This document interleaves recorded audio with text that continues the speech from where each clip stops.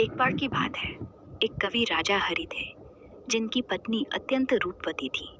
राजा हरि ने स्त्री के सौंदर्य और उसके बिना जीवन के सूनेपन पर 100 श्लोक लिखे, जो श्रृंगार शतक के नाम से प्रसिद्ध हुए।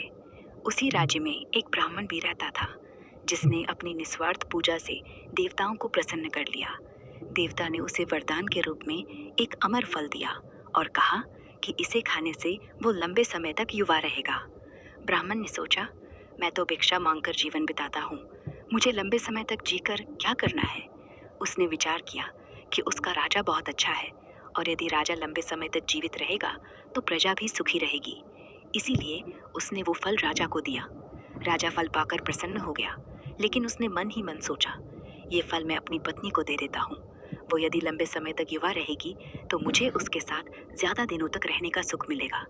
अगर मैंने ये फल खाया तो वो मुझसे पहले मर जाएगी, और उसके वियोग में मैं भी नहीं जी सकूंगा।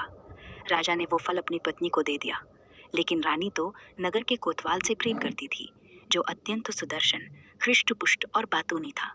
रानी ने कोतवाल को वो अमर फल देते हुए कहा, इसे खा लेना, इससे तुम लंबी आयु प्राप्त करोगे और मुझे सदा प्रसन्न करते रहोगे। कोतवाल महल से बाहर निकलते ही सोचने लगा, रानी के साथ तो मुझे धन दौलत के लिए झूठ मूठ ही प्रेम का नाटक करना पड़ता है। ये फल खाकर मैं क्या करूँगा? इसे मैं अपनी परम मित्र राज नर्तकी को दे देता हूँ। वो मेरी कोई बात नहीं टालती और मैं उससे प्रेम करता हूँ। अगर वो सदा युवा रहेगी तो दूसरों को भी सुख दे पाएगी। उसने वो फल अपने मित्र राज नर्तकी को दे दिया। राज नर्तकी ने फल लिया और चुपचाप रख लिया। कोतवाल के जाने के बाद उसने सोचा, कौन मूर्ख इस पाप भरा जीवन लंबा जीवन आ चाहेगा। हमारे देश का राजा बहुत अच्छा है, उसे ही लंबे जीवन का वरदान मिलना चाहिए। ये सोचकर उसने किसी तरह राजा से मिलने का समय लिया और एकांत में उस फल की महिमा बताकर वो फल राजा को लौटा दिया।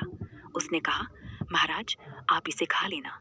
राजा फल को देखते ही पहचान गया और चकित रह गया। पूछताछ करने पर पूरी घटना जानने के बाद उसे वैराग्य हो गया। उसने अपना राजपाट छोड़ दिया और जंगल में तपस्या करने चला गया।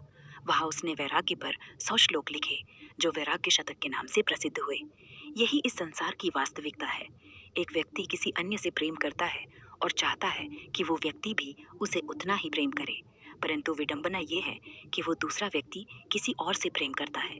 इसका कारण ये है कि संसार के सभी प्राणी अपूर्ण है, सब में कुछ ना कुछ कमी है। केवल भगवान ही पूर्ण है, जो हर जीव से उतना ही प्रेम करते हैं जितना जीव उनसे करता है, बल्कि उससे भी अधिक। परंतु हम ही उन्हें सच्चा प्रेम नहीं करते।